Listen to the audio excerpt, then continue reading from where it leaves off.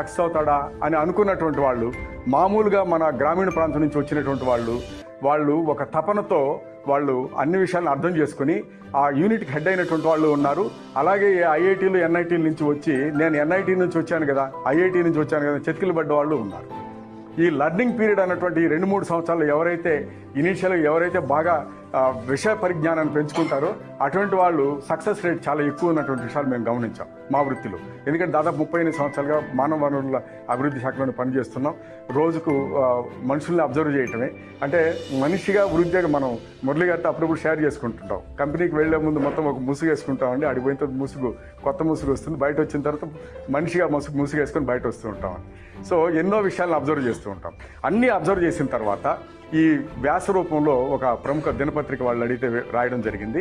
ఇది కేవలం gap bridge చేసేటువంటి కావాల్సినటువంటి చిన్న టిప్స్ మాత్రమే. ఆ తర్వాత దాన్ని